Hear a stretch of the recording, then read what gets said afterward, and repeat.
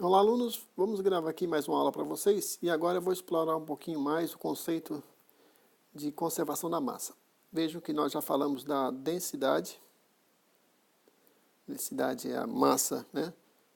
Massa sobre volume de um corpo. Já falamos um pouco sobre pressão, e aí falamos dos tipos de pressão, né?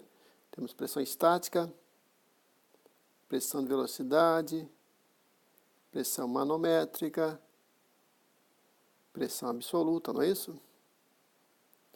Já vimos como a gente pode medir pressão. E aí vou explorar um pouco mais o conceito de vazão. Bom, nesse vídeo a gente vai falar um pouquinho sobre aquela ideia da conservação da massa, né? E essa ideia a gente pode observar aqui. Imagina aqui que eu tenho água escoando aqui. Água escoando por meio dessa tubulação. Eu tenho no primeiro momento a água estando com velocidade 1 e com área 1. E aí eu tenho uma área de passagem, que é uma área de passagem da água, que é essa aqui, ó. Então vejam que eu tenho aí a área 1, né? Que é essa área 1 de passagem. E depois a água num outro momento, na mesma tubulação, eu tenho a água passando pela área 2. E aí existe uma relação de velocidade 1, vou chamar de V minúsculo aqui para não confundir com o volume, mas vocês vão ter que ficar sempre atentos quanto a isso. Então vamos arrumar aqui, ó. A gente tem velocidade 1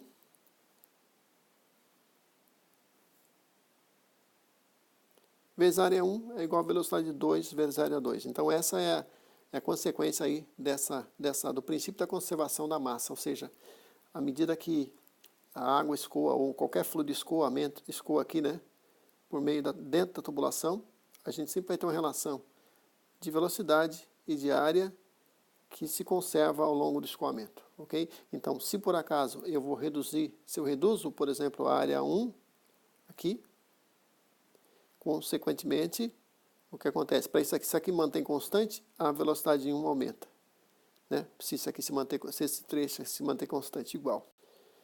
Bom, isso explica, por exemplo, quando eu tenho aí um jato d'água, né? Às vezes eu estou lá lavando o carro e eu preciso de um jato d'água, a gente reduz essa área de passagem aqui. Então aqui eu tinha uma velocidade 1 com uma área de passagem 1.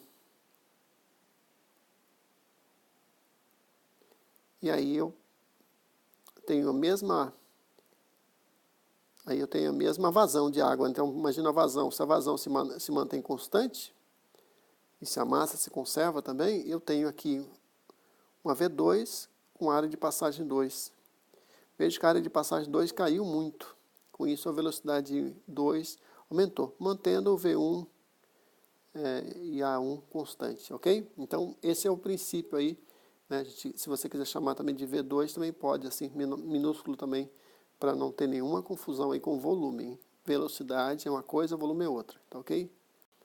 Bom, só para você ter uma ideia de onde é que vem, porque assim, inicialmente nós definimos vazão como sendo volume sobre tempo, ok? Foi a primeira definição de vazão, é isso aí. Se você quer saber qual é a vazão, por exemplo, do teu chuveiro, basta você usar um recipiente que você conheça aí o volume, ligar o chuveiro, deixar encher esse recipiente aqui de água e anotar o tempo no reloginho aí, no cronômetro. Se você dividir esse volume por esse tempo, você vai ter a vazão.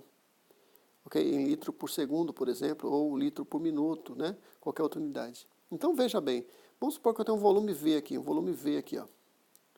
Esse volume V, ele é calculado pela área da base ali,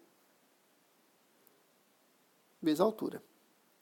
A gente definiu então que vazão é volume sobre tempo, ok? Então veja aqui essa definição. Mas o que é volume na verdade? Eu posso colocar esse AH no lugar do volume aqui, ó.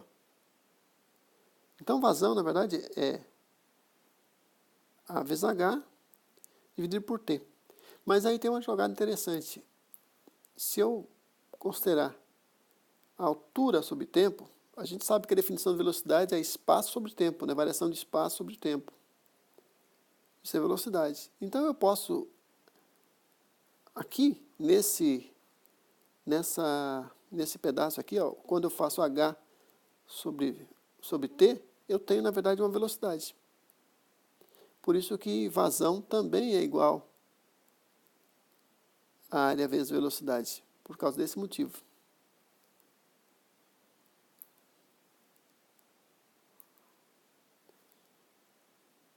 Então vejam que a gente conseguiu, a gente pode expressar vazão por duas maneiras. A primeira, volume sobre tempo, e a segunda, vazão igual a velocidade vezes área, não é isso? Está aqui, ó. E a unidade, veja que a unidade aqui, ó, volume sobre tempo é metro cúbico por segundo, e vazão igual a velocidade vezes área, também é metro cúbico por segundo, porque a velocidade é metro por segundo, e área em metro quadrado, que dá metro cúbico por, metro vezes metro cúbico, metro quadrado dá metro cúbico por segundo. Então, independente da forma como você expressa a vazão, ela tem unidade de metro cúbico por segundo, ou litros por segundo, como eu disse, ou metro cúbico por hora, né? Depende do problema, ou litro por minuto, depende do problema que você estiver fazendo. Sempre bom lembrando as conversões, né? Imagina aqui que tem um escoamento aqui, ó, e aí eu tenho uma velocidade V aqui dentro e há uma área aqui, né? Essa área aqui, gente, é sempre bom lembrar que a área, quando eu faço, é sempre essa área aqui, ó. É a área de passagem do fluido dentro de uma tubulação. Área interna, ok? Que no caso, esse aqui é π, diâmetro interno sobre 4. Opa, πd ao quadrado, né? Tá aqui, ó. Porque é uma área de um círculo. Bom, é muito comum também a gente encontrar problema de vazão envolvendo ar, né? E envolvendo dutos de ar-condicionado. No caso de um duto, vamos imaginar que a velocidade aqui dentro, V, seja igual a 5 metros por segundo. E o duto tenha 30 centímetros por 50 por 30 centímetros. Então tem 50. Quando eu falo isso, eu falo... Às vezes no projeto aparece assim, 50 por 30, né? Geralmente isso aí é em centímetro. Então aqui você tem uma medida de 30 centímetros, não, 50 centímetros aqui, e aqui 30 centímetros. Geralmente aparece primeiro a largura, depois aparece a altura, ok? Bom, quando eu dou essas duas informações, dou uma velocidade. E essa velocidade, como eu falei, pode ser medido aí por um anemômetro, né? Que mede velocidade. Obviamente, você precisa tirar muitas leituras aí para você ter uma velocidade média, né, no escoamento. Mas com essa velocidade e com essa área, é possível determinar uma vazão. Olha, vamos expressar a vazão por um valor, por uma letra Q, mais um Q com uma barrinha aqui, tá ok? Estou usando o Q com a barrinha para não confundir com o Q de calor ou potência, ok? Então esse Q com a barrinha aqui, que eu chamo de vazão, é a velocidade vezes área. A velocidade está aqui, ó, 5 metros por segundo. Vezes que área? Essa é a área, ó. Isso aqui é velocidade, isso aqui é área. Área de quem? Essa área aqui de passagem aqui, ó. É muito importante você sempre se lembrar disso. Não é qualquer área que a gente gente usa a área por onde o ar está passando aqui, ó. Que é essa área aqui de dentro, tá ok? Então, quando eu faço essa área, eu tenho 0,5 metro vezes 0,3 metro, então vai dar um valor de 0,75 metro cúbico por hora, não, por segundo, ó. Metro cúbico por segundo de vazão de ar. Bom, esse valor pode ser muito bem convertido para metro cúbico por hora. Como é que eu faço isso? Se eu multiplicar esse valor aqui, metro cúbico por segundo, se eu multiplico por 3.600, já que uma hora tem 3.600 segundos, eu consigo escrever como sendo que a vazão diária é 2.700 metros cúbicos por hora. E aí eu queria explorar um outro conceito para vocês, que é esse aqui, ó. Imagina que eu tenho ar circulando, inicialmente a 5 metros por segundo nesse trecho aqui, ó. E eu tenho uma área de passagem de 60 por 30. Significa que a seção inicial de passagem é 60 por 30. Essa área aqui, ó, de passagem. De repente, o duto tem uma redução e a sua área de passagem passa de 40 centímetros por 20 centímetros. Então, 40 na largura e 20 de altura. Nesse caso, eu quero determinar qual é a V2. Tá? Vejam que se a vazão ela é constante, significa que V1A1 tem que ser igual a V2A2, ok? E aí a gente faz isso aqui, ó, considerando essa equação, V1, 5, V2 eu não conheço, eu estou perguntando, mas eu conheço a área 1 e conheço a área 2. Com isso, o que eu faço? Eu calculei esse pedaço aqui todo, aqui, ó, deu 0,9, e calculei esse pedaço aqui, deu 0,08. Vou escrever aquela equação lá de cima desse jeito aqui agora. Com isso, eu isolo V2, ó, que vai ser 11,2 metros por segundo. Ou seja, só arrumar aqui o metro, aqui, ó, a velocidade 2, ela é muito maior que a velocidade 1. Então, saiu de 5 no primeiro trecho para 11,2 metros por segundo. Então, veja aí que o duto inicialmente tinha 60 por 30, a altura de 30 e a largura de 60. E passou para, aí, ó, 40 por 20, não é isso? De repente, eu tenho essa configuração aqui de 11,2 metros por segundo e aqui de 5 metros por segundo. O interessante é você perceber que eu consigo determinar a vazão nesse processo. Então, vazão 1 é igual a vazão 2. O que está passando aqui tem que ser igual ao que está passando aqui. A massa se conserva. Então, qual a vazão 1? 5 metros por segundo vezes a área 1. Então, isso dá 0,9 metros por segundo. Se eu multiplicar por 3.600, dá 3.240 metros cúbicos por hora. O que eu quero mostrar aqui é que se eu der para vocês sempre a medida do duto e uma velocidade, você automaticamente tem a obrigação de saber o que é vazão. Porque vazão, como digo, vazão é o quê? Velocidade vezes área. Só isso. Se você aplicar essa equação aqui, você vai obter sempre a vazão.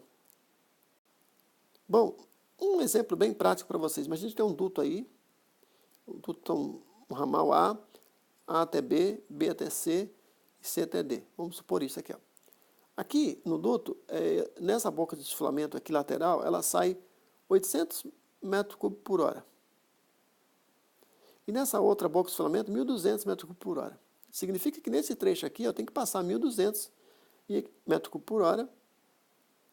E nesse trecho aqui tem que passar 800, senão não ia sair lá na boca, né? Então, assim, esse duto todo tem que ser suprido por 800 metros por hora para chegar lá no final 800. E esse aqui 1.200. Pelo princípio da conservação da massa, bom, a vazão total tem que ser igual à vazão que sai em C ali, que é igual a vazão mais a vazão em D, não é isso? Vou arrumar aqui, ó. Mais, né? A soma das duas vazões, obviamente, em D ali, ó. Naquele ponto final ali, ó. Isso é um fato, não é isso? Significa o quê? Que a vazão total tem que ser igual ao quê? 2.000 metros cúbicos por hora. Metros cúbicos por hora. Por quê? Porque eu tinha 1.200 aqui e 800 aqui. Aqui tem que passar 2.000. E aí há uma derivação. Um pouco vai para cá, que é 800, e um pouco vai para cá. Então, de 2.000, ramificou isso em dois pedaços. Ok? Isso é o princípio da conservação da massa aplicado. Veja, olhando de cima, então, posso dizer aqui, ó, 2.000 para cá. É isso? 1.200 para cá. E 800 para cá. Ok? Chamar de A, de B, a numeração é importante, um C e um D, não é isso? C mesmo, de novo, ó, B, C. Desse ponto até esse aqui, eu passo 800, ó. Olha só o que eu fiz aqui, ó. Eu fiz uma tabelinha para vocês. Então, no trecho AB passa 2.000 metros cúbicos por hora. No trecho BC, e no trecho CD, 1.200. Bom, a velocidade dentro da tubulação, a norma fala da ordem de 4 a 5 metros por segundo. Vamos usar 5 metros por segundo para todo mundo aí, ó. Bom, a vazão, eu posso calcular ela em metro cúbico por segundo. Então, eu divido 2.000, que está ali, o 2.000, dividido 3.600. Aqui, ó. Esse valor aqui, ó. Dividido 3.600 vai dar 0,55 metros cúbicos por segundo. Ok? Bom, vamos fazer 800 dividido por 3.600. 0,22, ó. também metros cúbicos por segundo. E 1.200 dividido 3.600 é igual a 0,33 metros cúbicos por segundo. Bom, gente, agora tem uma regra aí, ó. Eu sei que vazão é igual a velocidade vezes área. Isso implica que a área tem que ser igual ao quê? A vazão sobre a velocidade, ó. É só substituir. Eu tenho aqui, ó, a área, né, tá aqui, ó. O V vai para lá, vai dividindo. Então fica a área igual a vazão. Onde é que está a vazão? Está aqui, ó. Onde é que está a velocidade? Está aqui. Então, se eu dividir um por outro aqui, ó, eu pego 0,55 dividido por 5. Dá uma área de 0,11 metros quadrados. De novo, ó, 0,22 dividido por 5. Esse aqui dividido por esse. Vai dar uma área de 0,044. E finalmente 1.200, ali ó, 0,33 dividido por 5. Dá 0,066 metros quadrados. Bom, o problema é o seguinte, vamos pegar só o trecho AB ali, ó, onde tem uma área de 0,11. Posso ter vários dutos com a mesma área. Ó. Esse duto aqui tem 0,11 metros quadrados.